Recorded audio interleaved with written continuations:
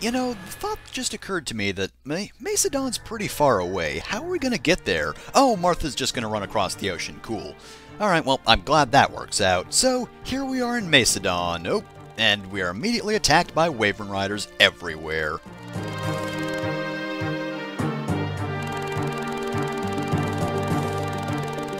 You know, I know the Dragoons are pretty tough because they've got high attack power and defense, but they're also weak to both arrows and magic? I mean, if it weren't for their low stats, the Pegasus Knights would be tougher? Because they have better resistance. Oh well. Anyway, the map here, of course, looks pretty simple at first. Now, I am going to be separating my units just because, well, the game kind of encourages that, so gonna have one team go up the center, and the other two teams will go through the sides. Now, this time around, we do have a lot more units charging us, which is, you know, what the Sable Order should have done if they actually wanted some sort of victory, but, you know, sometimes people don't really want to win, I guess. So, yeah, we've got a lot of fairly tough units that are just going to be running at us from the get-go, and unlike the Gaiden chapters, they might be promoted units, but they're actually pretty tough. Wait, we're not already in Mace'don? So what's down here? Why did you run across the ocean?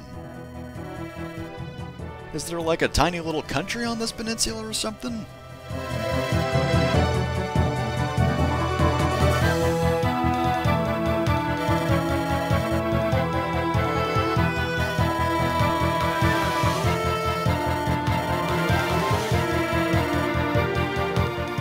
I mean, there's a difference between seeing things differently and, oh hey, let's ally with the murder dragons. That sounds like a great idea.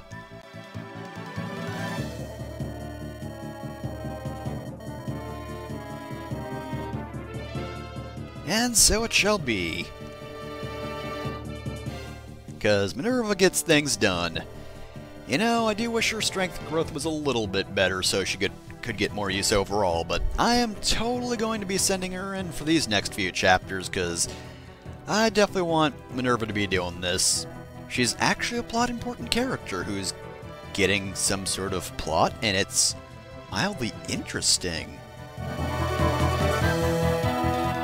Wow, she has, like, mixed feelings on this. There complications. Wow, Shadow Dragon's writing is good at the moment. That's just weird. Okay, I've done that joke before. I should stop doing that. I've done that joke, aka Shadow Dragon's writing! Okay, I'll seriously lay off now. Anyway, general strategy here, be very careful, because that whole charging strategy they have is pretty effective. First time I played this game successfully, this chapter gave me a lot of trouble. I did pretty well here, but if you're having trouble, I would suggest maybe breaking off a little more, like send those sentry units to the sides. Though, to be honest, it's not really the best idea to leave your center unguarded either. I guess the best advice here is just kind of proceed slowly, but at the same time make sure you get something done each turn, because you don't want to be fighting everyone all at once, and going too fast will make that happen, but also not killing things fast enough will also make that happen. And man, that is not a good place for that sniper. Yeah. And of course, the sides are tough just because if you do start with all of the units that it wants you to start with, that's not a lot of units. That's 3 units per side. So we've got 3 units, one of which is Julian. And honestly, Julian's kind of weak, so basically 2 useful units on this side in order to actually fight these guys off. And of course, the units on the other side are kind of random units. We got Lorenz, we've got Kane, and we've got Beck. I mean, in fairness, Kane's not really random. Kane, no, he is quite effective. Lorenz is pretty good as well, though. I mean, he's okay, not the best growths. Decent starting stats, though, so he'll be good for at least a little while. I do kind of wish I had more use for him, because I do like him as a character, but, you know, I don't. I don't have much of a use for him, but anyway, since this is so straightforward, I did want to talk about Lorenz last time, but I never got around to it. So I'm going to do that this time, in addition to talking about the differences between all the remakes, because I've mentioned before that Mystery of the Emblem did cut some things out. So I actually do have a list here of what it did cut out. So chapter-wise, it only lost 9. There was Chapter 4, Battle in the Leia. I remembered that correctly. That's the one before you get hardened, but it is a fairly basic chapter. That's the one where you get Mathis, I believe. I think he still appears as a character in that game, sadly, but yeah, that chapter wasn't too interesting anyway, so it's not the biggest loss. Again, I really wish they did something interesting with those chapters rather than out-and-out cutting them, but what are you going to do when you have memory limitations? Anyway, next chapter, Chapter 9, or King's Wrath, which, wasn't that the first chapter where you actually get introduced to Monoket's enemies? So that's kind of a weird choice to cut that out, because I think that's a pretty good introduction. You kind of want some sort of intro to the enemies, or enemy types, really. Next off, Chapter 13, The Wooden Cavalry, which was that highway level where we got Beck and had to fight a whole lot of ballistas. That one was pretty fun, so it's a bit of a shame that got cut out, but I can understand that one as well. And as I said in Chapter 18, that chapter was cut, and the Sable Order was gone. Probably because it was a fairly pointless chapter overall. Like, we met the Sable Order, but what does it really matter when they are the exact same as any other given unit? I don't think it matters all that much, personally. And this is actually the final cut chapter in Mystery of the Emblem, Book 1. So yeah, Clash of Mace'don't is kind of pointless overall. To be honest, I do really like this chapter. It's kind of frustrating, I will admit that, but it's a fun one overall, and I kind of just like the sort of straightforward setup where it's like, alright, you have a fairly big open field. That works to the enemy's advantage, because they can fly around a whole lot and aren't really hampered by forests, so either you go into the forests yourself and lose a lot of movement and still get attacked by them, or you don't get the cover of the forests and you still get attacked by them. It's a pretty neat chapter idea, but again, I can kind of see why it would get cut. Now, character-wise, the list of cuts, I did actually get a little bit wrong when I mentioned it, because Board wasn't actually cut, which I should have known that because now that I think about it, I think I do remember his SNES sprite. I do know that originally he didn't actually reappear in Book 2, which was actually Mystery of the Emblem and not the original game remade. So that's probably what I was thinking of when I was thinking of Board getting cut. That being said, though, I was correct about Rise being cut. You don't get him in even Book 1. Daros, I don't care. Roger, he's an alright unit, but I can see that. Now, unfortunately, both Jake and Beck are removed from Book 1, which I don't mind Jake being gone, but Beck? Man, it does kind of suck that they got rid of the Ballistae. Again, I can kind of understand why they did, because Ballistae are broken, and oh, look, another promotion time. I'm getting a lot of those in one chapter. But anyway, there is actually one more character that was cut from the original Book 1, but we haven't seen them yet, so I will try to remember to mention them when we actually meet them, but yeah, I wouldn't want to spoil it. Anyway, as for Lorenz, he was originally the only general in Fire Emblem, so and that's due to the fact that knights just couldn't promote. Promotions were actually really weird in the original, because first off, again, knights couldn't promote despite the fact that generals were so abundant. They were mostly an enemy-only class, so Lorenz was super useful because he had great stats and he was the only one of his kind. That being said, though, he's a little less special now because his defense isn't the best, or his defense growth isn't the best, and if you do like using knights, you probably have a different general by this point. So he's a little less useful. However, apparently originally hunters couldn't promote either, so you were stuck with them forever. That being said, though, horseman wasn't an exclusive class, because I believe that Wolf and the gang were still all, well, not all of them, there were only two, Wolf and Sedgar, who are, not hunters, horsemen. How did I forget that already? Only they were horsemen, the other two were cavaliers, but nonetheless, they still exist, and, you know, while they were a rare class, you could still get them nonetheless. But then you got Caster, who couldn't actually promote, so he probably wasn't that good in the original game. Now, of course, Lord and Thief classes couldn't actually promote in the original. They still can't promote in this game, so that sucks, but apparently fighters weren't able to promote either. So, yeah, Board and Cord and Barst were all fairly useless, apparently, because they couldn't actually promote. Again, promotions were really weird because a lot of classes got them, but a lot of classes also didn't. I don't quite get it. So yeah, that's a few of the changes between the versions of the game. There was also the dismount command in which characters riding horses could get off the horses. That wasn't in the original, and that's not in this either. I think that's also in the other SNES Fire Emblem games, but they ditched that starting at Sword of Seals, and it's a mechanic that's never come back, so if you have a character on horseback, they're gonna stay on that horse. I can kind of understand why they changed that, because it's a little bit silly that they're riding a horse indoors, but at the same time, who cares? So yeah, that actually started in Fire Emblem 3 and ended in 5. And that's more or less all the interesting things I can think of change-wise between games. So yeah, they didn't actually have to cut out too much in the original remake. It is a shame that they had to cut out a whole 5 chapters from that game, but I think for the most part they made pretty good choices.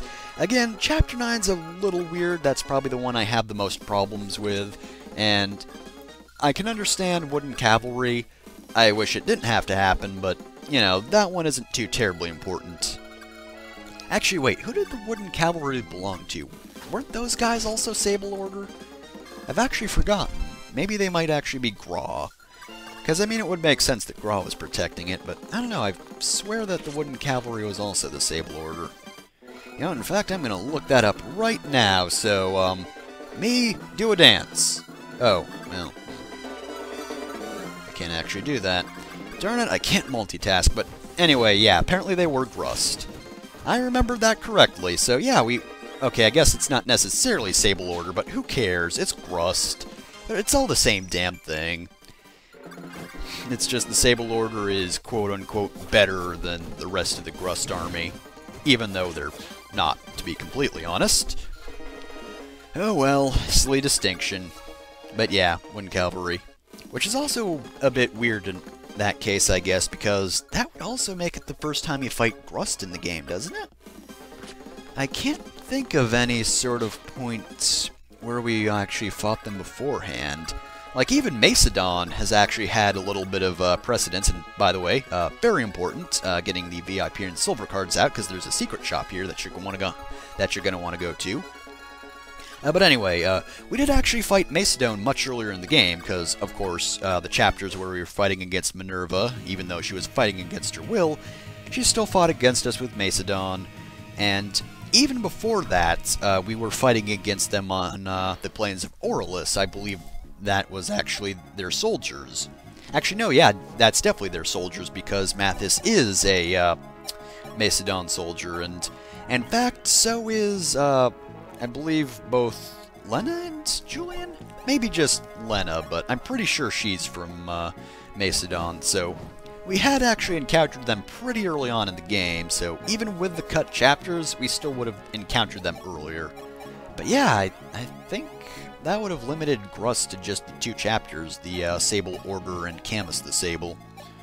Bit of a weird decision, actually. So yeah, that is a weird decision. There are probably some better ones that they could have done, but anyway, we're actually at the boss. This is probably going to be fairly easy. Well, we're going to send Seda off that way so she can go do secret shop stuff, and at this point it's pretty much just figuring out who's going to level up here. Who's going to beat the boss and get a promotion? Well, Hardin probably won't, even if he does level up, because he's only level 18. Almost everyone promoted in this chapter, though, so we're getting pretty close. Just, seems Navarre, Hardin, Ogma, Maria, of course, and anyone else? I don't think there's anyone else we can really promote. For crying out loud, just kill him already. You can survive 24 damage. Come on, just do it. Do it. Come on, past me. You don't need to be so picky about it. Oh yeah, and of course, Caster also needs to level up. I was staring him right in the face and complaining that I wasn't attacking with him, but then I'm like, who else needs to promote? I don't know. Could be anyone. Oh, wow. Great job, Navarre. Real good there. Alright, well. Good and bye, Oridon. Oridion? Whatever. You're dead. Who cares? I don't know. I think I kind of shook him pretty hard here. Mace'don's kind of on the ropes because next chapter is where we finish him off, so yeah. I mean, I'll agree with the whole pebble thing, but other than that, I'm pretty sure they are very shakeable.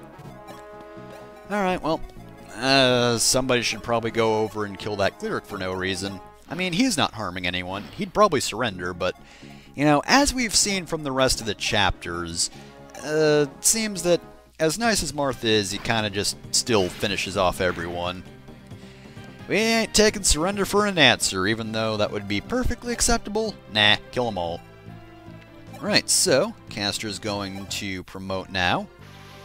It wasn't at the tip of my tongue, but it was on the tip of my brain. I was going to call it an evolution. But I didn't. I was only vaguely close to calling it an evolution. I am not comparing Caster to a Pokemon. Alright. Ogma's done. So yeah, I pretty much just need Hardened.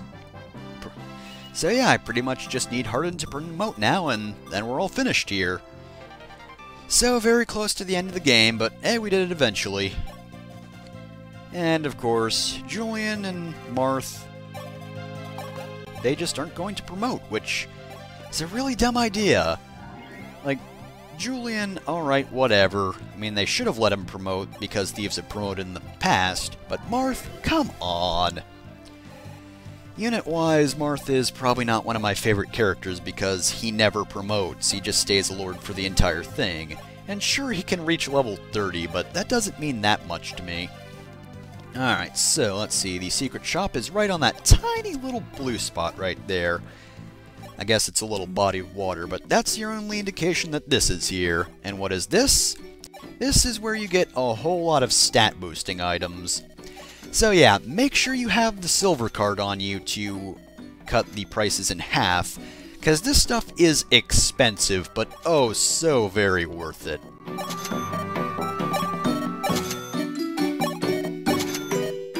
So yeah, make sure you have enough money coming in. I had more than enough. And you should also know that this isn't the only one. There is one more stat boosting item area, or secret shop that sells that sort of thing. And it is pretty good. Not quite as good as that one, because man, having 3 new, like, energy drops or spirit dusts, those are all pretty good. Of course, you might have also noticed that we didn't actually get stuff like the Draco Shield and the, shoot, what's the one that gives you resistance? Talisman! It's Talisman, yeah. We didn't get any Talisman. There are also the arm scrolls, but I don't care about them as much. But yeah, pretty good secret shop. If you want to save money for anything, save money for that one, because it's real good. Heck, I'd even suggest selling your stuff if need be. Just sell a whole lot of items. It'll turn out pretty well, because honestly, if you don't need the item, you might as well get rid of it and get a thing you will use instead. Because stat boosters are very useful.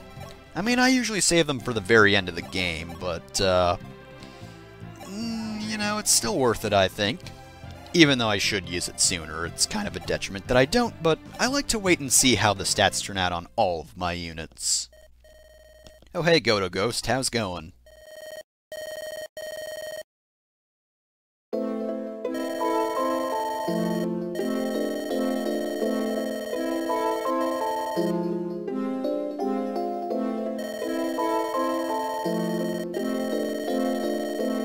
If not, don't bother. I don't want to be disappointed. Yeah, we already knew that, but thanks for the update.